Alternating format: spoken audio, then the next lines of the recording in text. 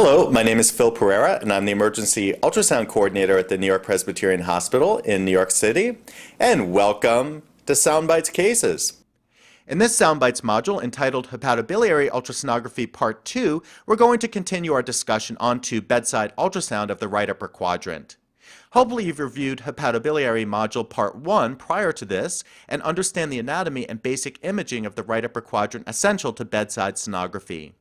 In this module, Part 2, we're going to focus entirely on the ultrasound imaging of gallstones, looking at the spectrum of disease from biliary sludge or microlithiasis onto large concretions of gallstones.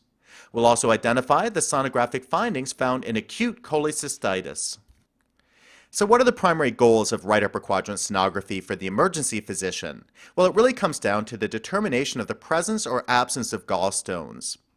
A gallstone on bedside sonography is hyperechoic or bright and will typically cast a shadow off the backside consistent with posterior acoustic shadowing, and this occurs due to the failure of the sound waves to permeate the hard cholesterol crystals making up the gallstone. However, biliary sludge and tiny gallstones less than 3 millimeters may not shadow. Gallstones are typically dependent in nature and may move around as you position the patient from a supine position over to the left lateral decubitus position and look in the subcostal plane. However, an impacted gallstone, usually seen in the gallbladder neck, may not move. Before we launch on to further discussion of gallstones, we must spend a few moments talking about biliary or gallstone sludge. Biliary sludge is the precursor to gallstones resulting from cholesterol crystal deposition. And this will be viewed on bedside sonography as material or a fluid layer that layers out in the dependent manner in the gallbladder lumen. And it's important to emphasize this fact of this dependent fluid layer within the gallbladder lumen, that is the pathognomonic finding of gallstone sludge, as occasionally beam artifact can masquerade as sludge. Now, sludge with tiny gallstones can result in hepatobiliary disease such as biliary colic and acute cholecystitis, so it's not a benign finding. Here's a video clip showing gallbladder sludge. We see the gallbladder in the middle of the video clip here, and we see towards the neck of the gallbladder a concretion of cholesterol crystals representing gallbladder sludge. We see here that the gallbladder sludge has a fluid level towards the bottom of the gallbladder, layering out within the inferior aspect of the gallbladder. And this is a very important discriminating finding with gallbladder sludge. We see small crystals going up towards the fundus, and remember that gallbladder sludge is going to be the precursor of larger gallstones. Now, gallbladder sludge in and of itself can cause pathology, so is a significant finding in a patient with right upper quadrant abdominal pain. Here's a video clip showing a gallbladder that's got a significant load of small cholesterol crystals filling up into the body and the fundus of the gallbladder as shown with the small indicator arrow. Notice that they have a small speckled appearance filling up the gallbladder lumen. Now we can see how these cholesterol crystals have coalesced and crystallized towards the bottom part or the neck of the gallbladder as shown with the indicator arrow there, and have formed a concretion of very small gallstones that's now casting a shadow off the back or inferior aspect of the gallbladder. So remember again that cholesterol crystals can deposit to form gallstones, and these small gallstones can coalesce to form very large gallstones that can cause significant pathology. Here's video from a patient who had right upper quadrant postprandial pain. We see the gallbladder with the fundus towards the right, and there we see the neck towards the left of the image. Now let's look closer at the neck of the gallbladder, and what we see here is a deposition of cholesterol crystals or gallbladder sludge making up tiny stones or microlithiasis.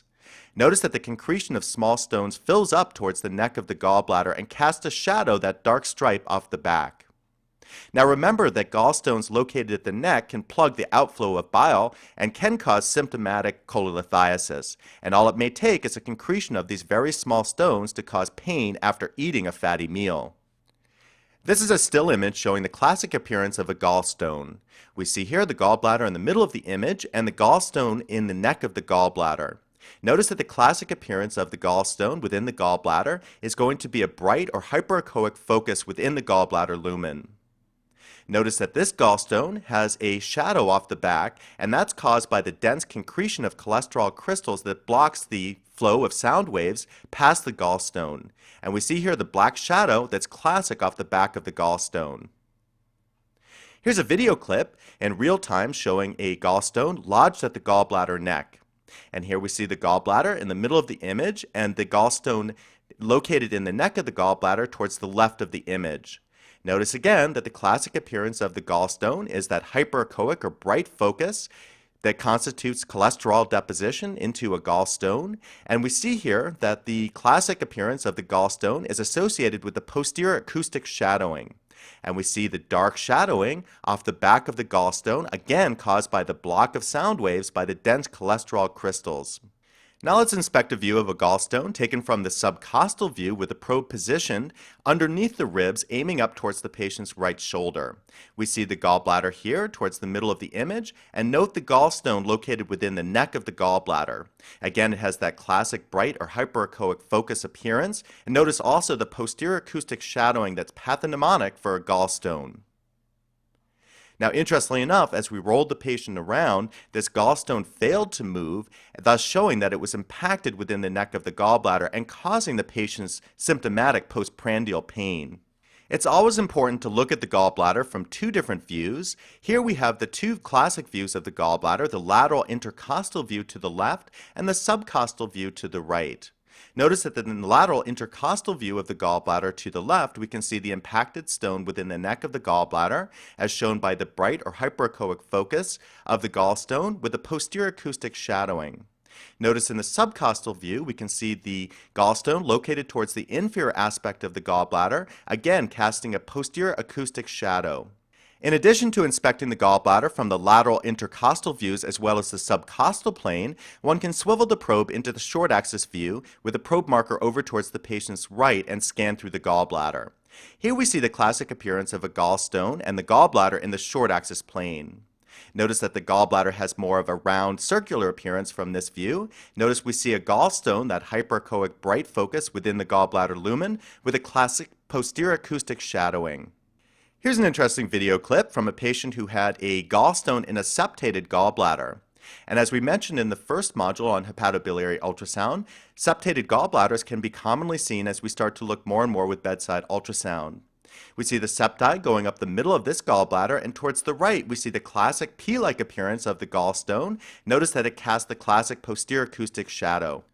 Here's a video clip showing a gallbladder with multiple small stones, and remember that it's important to search through a gallbladder for even small stones that may cause pathology in a patient. Here we see multiple small stones layering up the back wall of the gallbladder, and notice as we scan through the gallbladder we see some shadowing off the back consistent with the shadowing focus of the cholesterol crystals. Here's a patient who had multiple gallbladder stones, and as we scan through the gallbladder, we note the presence here of multiple bright hyperechoic foci within the gallbladder lumen. Notice here the presence of the multiple gallstones towards the neck of the gallbladder, and again the classic appearance of the posterior acoustic shadowing. Here's a patient who had a large impacted gallstone concretion within the neck of the gallbladder. And just like within the mantra of real estate that location is everything, location of gallstones within the gallbladder is also very important. And it's impacted stones within the gallbladder neck that can cause postprandial biliary colic. And that's because, again, the cystic duct is going to be occluded and no bile can flow out of the gallbladder after eating a fatty meal. Here's an interesting video clip taken from an elderly patient with right upper quadrant postprandial pain, and what we see here is a distended gallbladder stretched out in long axis across the screen, and notice the multiple gallstones that are located within the posterior aspect of the gallbladder. And they have almost a pea-like appearance layering out within the gallbladder lumen. As we scan back and forth through the gallbladder, notice that the multiple gallstones cast shadows off the back wall, pathognomonic for gallstones within the gallbladder lumen. Here's a video clip of a patient who presented with postprandial pain, and what we see here is the end result of gallbladder stone formation. What we note here is a gallbladder that's completely filled with stones, and notice the small echogenic foci almost appearing like small peas within the gallbladder lumen. Notice that the gallbladder stones completely fill up the lumen of this gallbladder. As the gallbladder becomes more filled with stones, it can become more difficult to discern the gallbladder location in relation to other structures within the right upper quadrant. Here we see a gallbladder that's completely packed with stones in long axis view to the left and short axis view to the right. Let's look at the long axis view to the left, and what we see here is a concretion of gallstones completely filling up the gallbladder. There's only a little bit of bile or lumen left towards the right of the image, and we see a dense posterior acoustic shadow off the back. Let's look at the short axis view to the right, and what we see again is a gallbladder that's packed with stones. Here's another gallbladder that at first I had a hard time deciphering. We see the fundus of the gallbladder to the right and the neck towards the left. Notice here the presence of large gallstones within the fundus of the gallbladder with a posterior acoustic shadowing, and notice that there's sludge completely filling up the rest of the gallbladder, thus making an absence of the classic dark appearance of bile, as this gallbladder is completely filled with sludge and stones. One very important finding that can be seen in a gallbladder that's completely filled with stones is known as the wall echo sign. Here's a still image showing the wall echo sign, and what we see here is the anterior gallbladder wall towards the top of the image. Underneath the anterior gallbladder wall we see a strip of gallstones making up the echo, and below the echo we see the posterior acoustic shadowing from the dense concretion of gallstones. These three findings make up the wall echo sign. And this is pathognomonic of a contracted gallbladder that's packed with stones.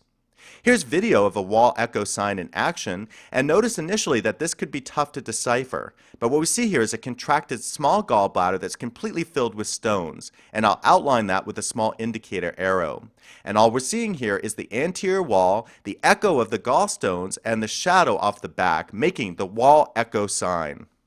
Right upper quadrant sonography does hold some pitfalls, and so to avoid the pitfalls in gallbladder sonography, it's important to visualize the entire gallbladder, inspecting for stones, even small ones, all the way from the fundus down towards the neck of the gallbladder.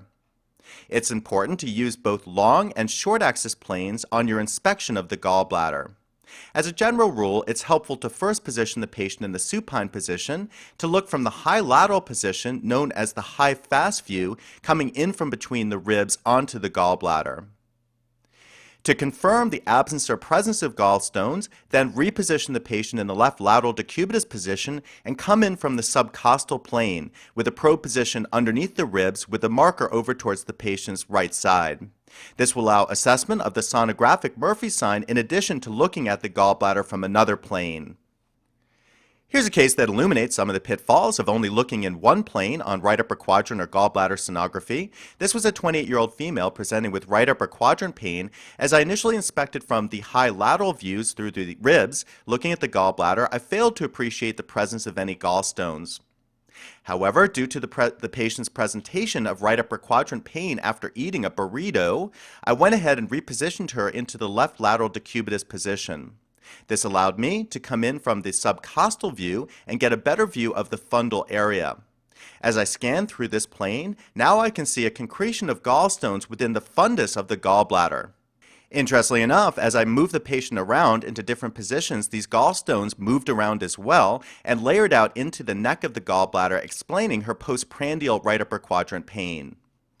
Here's another patient where a small stone located at the gallbladder neck could have easily been missed on initial view of the gallbladder. But notice as I carefully scan through that neck of the gallbladder, I can see a pea-like structure located directly at the neck, consistent with a small gallstone with a posterior acoustic shadow. And remember again that it's gallstones lodged at the gallbladder neck that often cause biliary colic. As I emphasized before, using both short and long axis views of the gallbladder can often help with discerning gallstones. Here we see gallstones within the gallbladder that I think are best seen on the short axis view here. Notice the long axis plane to the left and short axis view to the right. We can see the layer of gallstones layering out across the back wall of the gallbladder on the long axis view here to the left, but I think they're best seen on the short axis view here to the right, layering out towards the inferior aspect of the gallbladder and casting that dense posterior acoustic shadow. Another potential pitfall within the realm of gallbladder sonography is crystallized by the question of how do I differentiate gallstones from a loop of bowel that's up against the gallbladder that can mimic a gallstone. Well, gallstones should be clearly seen within the gallbladder lumen and will cast distinct shadows off the back as we've seen in previous video clips. Bowel, in deference to a gallstone, may appear hyperechoic bright, mimicking a gallstone, but the shadow that comes off the back of bowel is characterized as a dirty shadow that has areas of light and dark, as opposed to the dark shadow off a gallstone. Often the bowel, too, will be seen right to the periphery of the gallbladder and will not be seen within the gallbladder lumen. Here's a video clip showing a gallbladder with an adjacent loop of bowel off the back end. What we see here is the gallbladder in the middle of the image and bowel that's located towards the posterior wall of the gallbladder. Notice that the bowel has a hyperechoic or bright area there that's moving around towards the back wall of the gallbladder that could be initially discerned as a gallstone. However, it's clearly seen outside the gallbladder and not within the lumen of the gallbladder, as opposed to a gallstone. Here's two side-by-side video clips that I think reinforce the difference between a bowel with its dirty shadows versus the clean shadow off a gallstone as seen towards the right. Let's look at the bowel with dirty shadows towards the left, and we see a gallbladder with bowel right up against the posterior wall. Notice that the bowel has a bright appearance there as it comes up against the wall of the gallbladder, and note the shadows that come off the back. Notice that there's bright and dark areas within the shadow that I characterize as a dirty shadow. Let's look at the difference here from the clean shadow off a gallstone in the video clip to the right. Notice the impacted gallstone towards the neck of the gallbladder, and we see the clean shadow coming off the back that's only composed of dark areas within the shadow due to the block of sound waves from the cholesterol crystals within the gallstone. So very different appearances from bowel versus a gallstone. Here's another ultrasound finding that can occasionally be confused with gallstones, and that is the presence of gallbladder polyps. Notice 3 polyps here located within the gallbladder. They have an appearance similar to a gallstone, that is a bright or hyperechoic appearance, but notice the absence of posterior acoustic shadowing. Another finding that's pathognomonic of polyps is that they defy gravity and can often be seen clinging to the anterior wall, thereby defying gravity, as opposed to a gallstone which would layer out with gravity. Here's a video clip showing gallbladder polyps in action. Notice a group of gallbladder polyps there attached to the anterior wall, thereby defying gravity. Also notice the characteristic lack of a posterior acoustic shadow. So what's the deal with gallbladder polyps? While most gallbladder polyps will be a benign finding, there are a segment of patients who have gallbladder polyps who will go on to develop gallbladder carcinoma. Therefore, if you diagnose gallbladder polyps on bedside sonography, the patient does deserve follow-up with GI. Now that we've had an extensive discussion of the ultrasonic findings of gallstones, let's turn to discussion of acute cholecystitis. Now, the majority of cases of acute cholecystitis that present to the emergency department are going to be calculous or associated with gallstones, and the majority of these gallstones will be made up of cholesterol. It's obstruction of the cystic duct by a gallstone that causes pathology resulting in acute cholecystitis. And sequelae of this obstruction of the cystic duct by a gallstone include gallbladder distension, gallbladder edema, infection of the gallbladder, ischemia of the gallbladder, and necrosis and perforation of the gallbladder wall, often seen in elderly patients. A question that often arises on discussion of acute cholecystitis is what's the incidence of acalculous cholecystitis or cholecystitis not associated with gallstones in patients presented to the emergency department? Well, fortunately for us, it's a relatively rare disease in ED patients. It's more associated with patients who are admitted to the ICU, those patients who are on total parenteral nutrition or TPN, those patients who are post-surgical, and those who have immune-compromised diseases such as HIV, and also patients who are diabetics. Thus, acalculous cholecystitis will be a relatively rare disease that we'll see in the emergency department unless it's seen in a patient who is described in the profile above. So, what are the clinical signs of acute cholecystitis that we're looking for at the bedside of a patient with abdominal pain? Well, we can divide these signs into the primary and secondary diagnostic signs. The primary diagnostic sign of acute cholecystitis is the presence of gallstones with a positive sonographic Murphy's sign. Interestingly enough, in this article by Dr. Rawls et al., just this primary diagnostic sign of gallstones with a positive sonographic Murphy's sign had a 92% positive predictive value for acute cholecystitis. Now, we can also look for the secondary signs of cholecystitis, which include a distended gallbladder greater than 10 centimeters in length, usually caused by plugging of the cystic duct by an impacted stone at the neck, a thickened gallbladder wall greater than 3 millimeters in width, fluid within the gallbladder wall or edema within the gallbladder wall. Also, we can look for the presence of pericholecystic fluid as shown by a dark or anechoic stripe outside the gallbladder wall. Now, the presence of these secondary signs improve the diagnostic positive predictive value from 92% to 95%, interestingly enough, only giving a 3% increase in the positive predictive value from the primary diagnostic sign as shown in the last slide. Here's a video clip from a patient who presented to the ED with right upper quadrant pain and fever. The first thing we notice is the presence of multiple gallstones within the neck of the gallbladder. Also, I noted on bedside examination that the patient was very tender when I pushed with the probe over the gallbladder, making a positive sonographic Murphy's sign. So these complete the primary diagnostic signs for acute cholecystitis. Now we can look for the secondary signs of acute cholecystitis. Let's take a look at the thickened gallbladder wall anteriorly. Now we should always measure the wall anteriorly because of the effect of posterior acoustic enhancement that lights up the back wall of the gallbladder and makes it difficult to measure. Here we're going to freeze the image and measure the anterior wall of the gallbladder. Notice as we put the calipers down across the width of the wall, we notice that it measures 4 millimeters, fulfilling the criteria of a thickened gallbladder wall greater than 3 millimeters. So indeed, this patient had acute cholecystitis. Here's video from another patient who presented with right upper quadrant pain and fever. We notice also here the presence of multiple gallstones, this time located within the fundus of the gallbladder. But let's take a look at that anterior wall of the gallbladder, and we notice again that it's quite thickened. Now this was an interesting gallbladder as it was more contracted than the prior gallbladder, but again the thickening wall and the presence of gallstones with a positive sonographic Murphy's sign and fever go for acute cholecystitis. And here we're putting the calipers down on that anterior wall of the gallbladder, and we measure it at 4 millimeters, again making the criteria of a thickened gallbladder wall greater than 3 millimeters. Here's another view of that same gallbladder, and what we're doing is putting the probe into the subcostal view, and we see the multiple gallstones within the fundal region of the gallbladder. Notice again the thickened gallbladder wall, and here we see the classic exclamation dot sign made up by the gallbladder making the exclamation and the portal vein making the dot. Notice the little white line connecting the portal vein to the gallbladder, which is the MLF. Here's another patient who presented with right upper quadrant pain after eating a fatty meal who developed a fever as well. And what we see here is long axis view of the gallbladder to the left and short axis view to the right. We see multiple gallstones within the gallbladder lumen, and let's look at that gallbladder wall. Interestingly enough, I think it's better seen on the short axis view to the right. And here we can actually see the gallbladder wall, the anterior part of the wall with a small indicator arrow that appears very thickened. And indeed, this patient had acute cholecystitis. But remember to swivel the probe from long to short axis, and often in short axis view you get a better appreciation of the gallbladder wall thickness.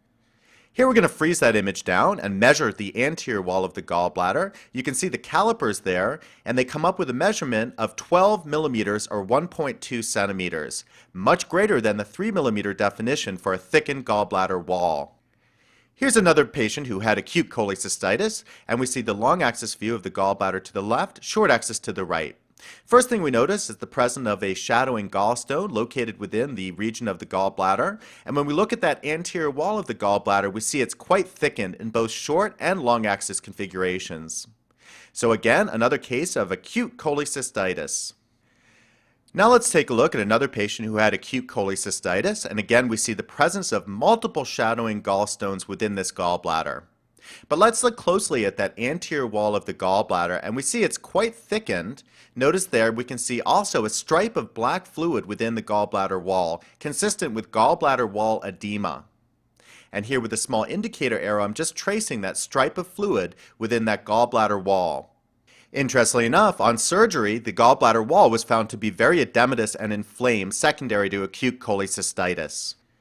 Here's video from an elderly patient who presented to the ED with right upper quadrant pain and fever, and we see the presence of multiple gallstones shadowing within the neck of the gallbladder, and notice also the presence of a stripe of pericholecystic fluid anterior to the anterior wall of the gallbladder. With the indicator arrow, I'm just indicating the concretion of gallstones located within the neck of the gallbladder, and there's the pericholecystic fluid there, that stripe of fluid, that dark stripe, just outside the anterior wall of the gallbladder. Unfortunately, this is a sign that the patient had developed acute cholecystitis with edema that had gone outside the gallbladder wall. So many of the signs here of acute cholecystitis, and in addition the patient was exquisitely tender when I pushed on the probe over the gallbladder area.